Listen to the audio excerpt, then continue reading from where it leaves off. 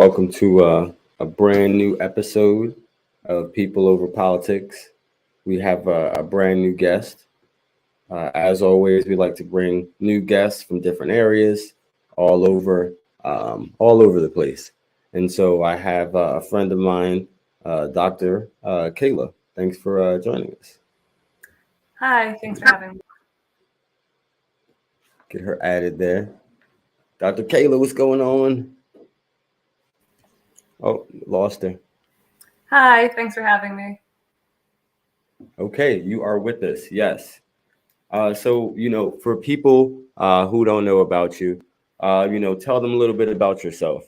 I know you've been supportive. I've seen you out there at the Gary Chambers events, at other, social justice events. And, I know that you are a doctor and a cannabis educated doctor from Pennsylvania. So, tell them a little bit about yourself. Cool. So I actually went to pharmacy school at University of Maryland School of Pharmacy. I only did 1 year of regular pharmacy after that, and then I went right into the cannabis industry in Maryland. I worked in the Maryland cannabis industry for about a year, and now I've been in the Pennsylvania cannabis industry for about 3 years. In terms of social justice and how that really relates to cannabis and all things, that really, for me, sparked when Freddie Gray was killed by the police in Baltimore, and it just really sparked something in me. So ever since then, I've tried to be a bigger advocate for social justice causes, and it really links into the cannabis industry as well.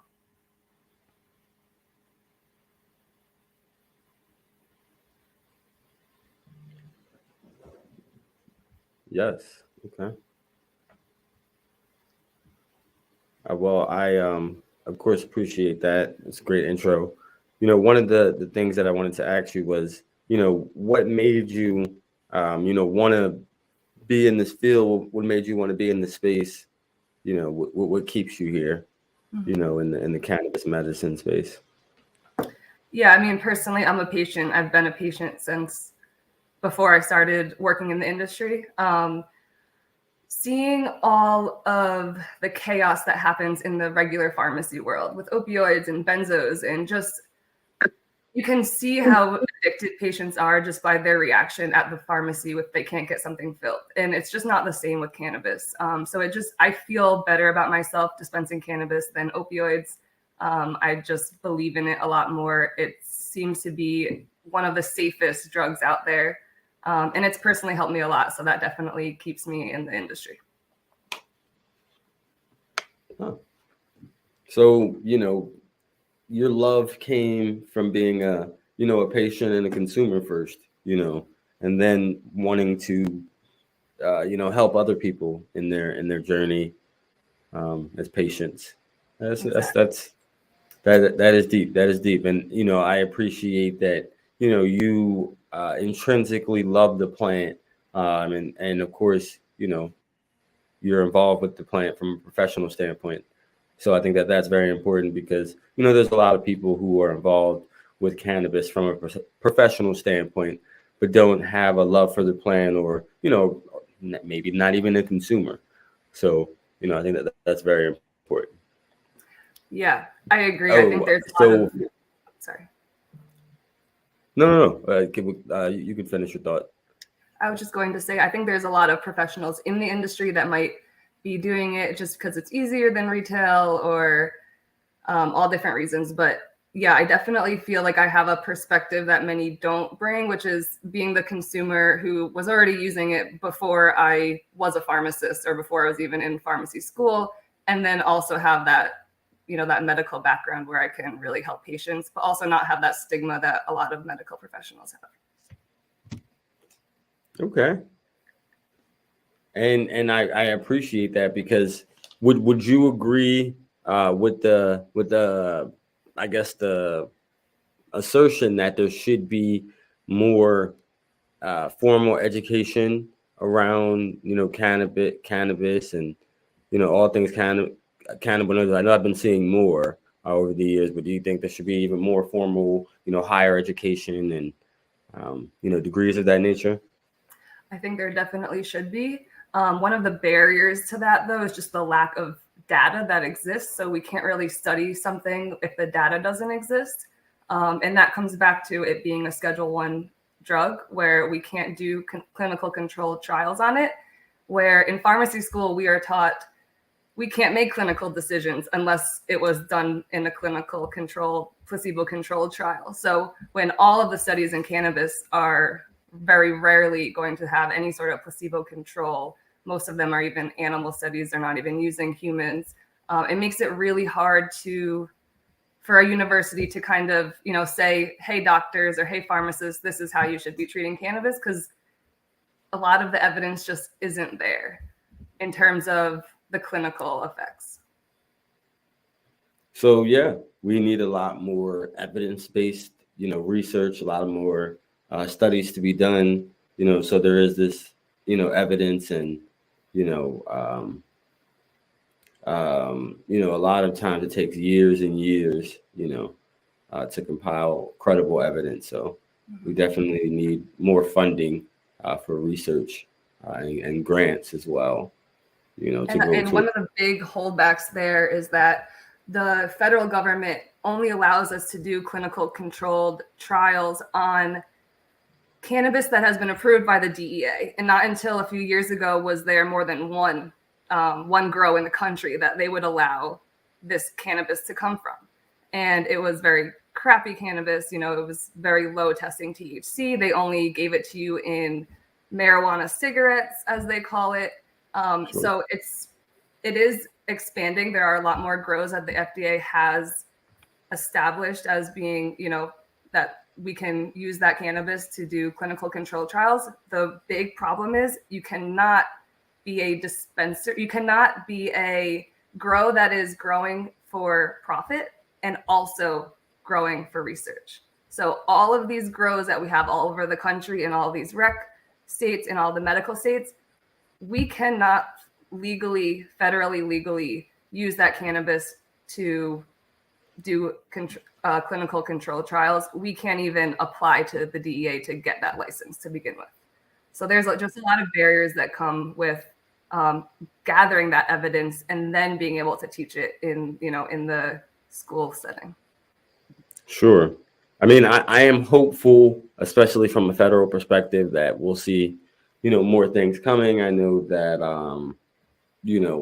higher levels of government, the higher up, the longer things take, the slower things move. But as we see a lot of states continuing to shift, and we see the popularity and the commercialism, right? Like, the booming, rec market for some people, right? That's what we see. But, as we known for a long time, there is medicinal benefits to the plant.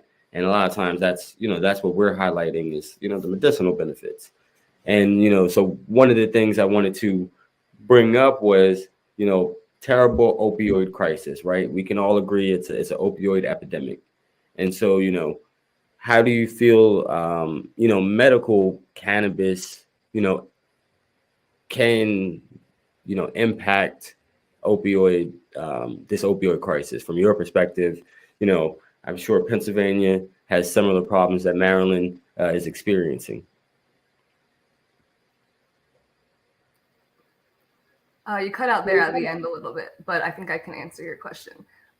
So we have so many patients that come in with opioid use disorder. It is one of the qualifying conditions in Pennsylvania. And I mean, it's just night and day. Like they come in using a lot of opioids and, within a year, they're barely using any and they're just using cannabis. So it serves as not only it's helping the patients with that pain or whatever symptoms they're using the opioids to treat in the first place, it's also helping with them to not use so much opioids. So it could be considered opioid sparing, meaning the patient can still take opioids, but they could probably take a much less dose, lower dose than what they were doing before. And then with cannabis, you don't have that respiratory depression. So we don't have that same fear of the patient dying from no longer breathing when they're on cannabis, where that's mainly the main reason how people pass away while using opioids. So I think it's just a lot safer. I'd suggest anybody to try cannabis before they use opioids. I mean, it's just, opioids are extremely dangerous. Even when used properly, they can cause addiction. Hey, and so, you brought up one of the big things that we had talked about. I've had several doctors, several cannabis nurses, all people in the cannabis space. And one of the things that we talked about was, opioid usage, prescription pills, and, maybe, cannabis, or hemp, maybe that doesn't take away all the pills you're using, but sometimes it can decrease the amount, and you might be using them synergistically, right? So still using some some amount of your opioids, and now also synergistically your holistic medicine.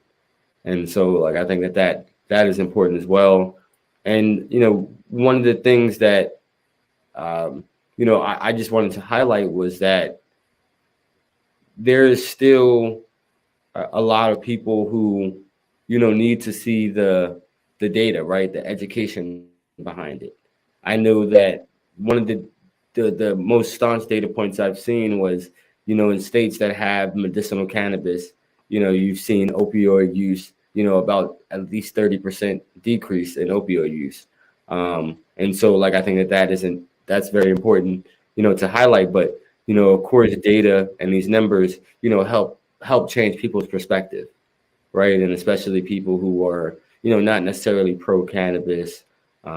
So yeah, I mean, it's definitely important.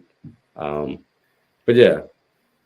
And that's the thing there, is that there are those studies out there that are not clinical placebo-controlled trials, and they show us what we expect to see, right? And what we would expect a clinical trial to see. So even, on our own at work, we can do little surveys on opioid use, and we see that patients are, just decreasing their opioid use, and they're a lot safer. But it really just comes down to doctors and pharmacists will not make any clinical decisions based on anything that is not a clinical trial. So I do love all those other studies out there, the big population studies that really show us all that correlation. It's just unfortunate that we really can't make any clinical decisions unless it's coming from a human trial. Yeah. But yeah, I do love those kind of studies as well, for sure. Agreed. And so one of the big things I always bring up is, I'm neurodivergent. And so, I realized a long time ago that, cannabis, helps my neurodivergency, especially, becoming a more educated medical patient, and then learning, what terpenes, best interact with my body, but also best, help with, neurodivergency, and of course, focusing in. And so, are you a proponent of that? Can you speak to, neurodivergency and cannabis at all? Yeah, I mean, I was diagnosed with ADHD a long time ago, so I am definitely neurodivergent. And I do feel that, wow, I mean, using something like Adderall versus cannabis, completely different types of medication, but they are both increasing the dopamine and those norepinephrines with, in between your nerve cells. So they're somewhat doing the same thing, but one is more, calming your mind, and the other has the potential to cause a lot of side effects like anxiety and paranoia. So yeah, I definitely use cannabis to treat my ADHD. I can be more into what I'm trying to accomplish, and then also more focused because I'm more into it. So I think it really just depends on the brain, but for a lot of people, it can definitely help with their neurodivergency and just trying to be not normal, but a little bit more normal. So, I'm a big proponent of you learn something new every day. What was that? What was those two words that you had mentioned about the chemicals in your brain, or I guess the chemical reactions that it completely went over my head. But I Yeah, want to make sure so that people get that and understand what that means and is. so when there are nerve cells in our body, in our brain and the rest of our body, we have junctions. So at the end of one nerve cell, at the end of one neuron, the other one is meeting it. And there's this space in between. And that's where these receptors like dopamine and norepinephrine, or sorry, not receptors, these neurotransmitters like dopamine and norepinephrine are able to bind to all those receptors, including, those receptors. But also we have those endocannabinoids and cannabis, which are binding to CB1 and CB2. So both Adderall and cannabis can increase the dopamine in there. It can increase the norepinephrine in there. It can potentially even increase the serotonin in that junction. So it allows more of those neurotransmitters to stay in that junction so that they're able to act on those receptors more. It's very weird that they produce completely different effects, Adderall versus cannabis, but there are some similarities for sure. Hey, absolutely. And just one more time, what are the name of the neurotransmitters again? Just the neurotransmitters? Yeah, so there's dopamine, there's norepinephrine, there's serotonin. Those are what was the last one? Probably missing one. Norepinephrine. Oh, okay, norepinephrine. Okay. So we all learned something new. Thanks, because we've had conversations about cannabis and neurodivergency, but I definitely don't remember talking in depthly. And one of the things that I think about for this show is it's called People Over Politics, but it's not just about cannabis, but it should be digestible for the everyday person, because I commonly hate that politics is not digestible. And I think you're someone who who you've known me for at least a year now, so you can say that I'm a pretty direct and pretty grassroots person. For sure. Yes. And so one of the things that I wanted to ask was, there's so many medical conditions in which like cannabis can help. I was in North Carolina and South Carolina, and one of the sad things, even Georgia recently, and one of the sad things was, in some of those states, how many little qualifying conditions there were to become a medical patient, right? And so, like, I was grateful for Maryland for having so many qualifying conditions. How do you feel PA is doing on the amount of qualifying conditions they have? Can they expand? What conditions would you expand to? And the last thing is, like, is there any new medical conditions in which cannabis has been found to be beneficial? So in terms of Pennsylvania versus Maryland, one cool thing about Maryland's list of qualifying conditions is, and correct me if I'm wrong, but I think the last one is kind of like, if the doctor thinks that this will work for you. I mean, it doesn't really say that, but it kind of opens it up to the doctor being able to interpret it. Whereas in Pennsylvania, it's like very, there are there are now 24 qualifying conditions. But there's not that open-ended where you can kind of give it to somebody that you think needs it, regardless of them qualifying for these specific conditions. I do think that Pennsylvania has a pretty big list, but we're definitely missing some. So they just added Hep C to the list within the past week or two, which is exciting. One of our pharmacists actually did the application to the DOH to get that approved, which is really cool. They still aren't approving things like insomnia, which it should be very Maryland easy. Definitely has that. Maryland definitely, yeah. Yeah. And so Maryland does have insomnia? Yes, insomnia, severe pain, are two interesting ones, because like I said, North Carolina, I think they had less than 10.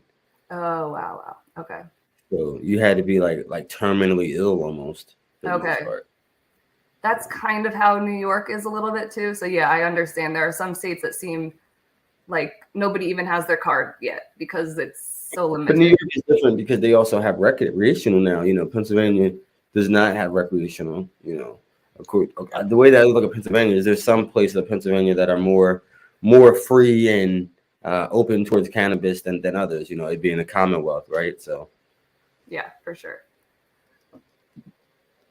and so you know, one of the things we normally do here is, you know, a rapid questions. So I wanted to ask you a few rapid questions. You know, very easy. You don't have to use a lot of brain activity, promise you. And so my first question is, you know, who is your favorite superhero and why? Man, I do not know superheroes. That's not a good question for me. Well, it doesn't have to. It doesn't have to you be know a, who you my know, a superhero as we think about. You know, just, you know, a you know who my superhero. superhero is? AOC. She's Hey, I 33 do love. years old and she is killing it. I do She love is. AOC. Knock down the house. I know you saw that one. My next question for you is, you know, when do you think PA will go recreational with cannabis? Hard to say. I know that they keep talking about it, and I know that there are definitely more Republicans getting on board, but it just seems like everything just takes so long. It's hard to say. Hopefully within a few years, but who knows? I know once they approve it, it'll then take a few more years to get it actually implemented. So we'll see. Okay. And I agree with you 100%. I've seen it at the federal level. So two-part question, you know, what is your favorite terpene? You know, what is your favorite strain and why? Okay. My favorite terpene is beta-caryophyllene. Well, that is my favorite current terpene. I've definitely have gone through the terpenoline phase and the limonene phase and the pinene phase, but beta-caryophyllene, I really enjoy the aromatherapy that it provides. Sure. It to me, it bring like pure beta-caryophyllene brings to me like a cinnamon smell. Others don't really agree with that, but I love the smell of it. My favorite strain right now that has high beta-caryophyllene is by Grassroots. It's Star Dog with Northern Lights, crossed with Northern Lights. And that one's just always caryophyllene dominant, and they always sell it in small buds, so it's cheaper.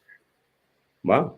I love it. I love it. You know, mine's is limonene for sure. Limonene and linalool, I feel, are very helpful with, you know, ADHD, and, you know, really works well for me. Though you of course brought up some great things. Of course, I appreciate always your social justice and advocacy, and then also just, you know, being you know, a good member of the cannabis ecosystem, and, you know, supporting me as well, right? So, you know, I do think you supported me and other people in the cannabis space, and, you know, I look forward to, you know, seeing your continued growth as a, you know, a superstar. Thanks a lot, Martin. Appreciate it. Thanks for having me. Yes. Okay. No problem. I'll let you know when I'm in PA in your area, and, you know, I hope to see you soon in Maryland for a national cannabis festival. Awesome. Have a good one. Talk to you soon.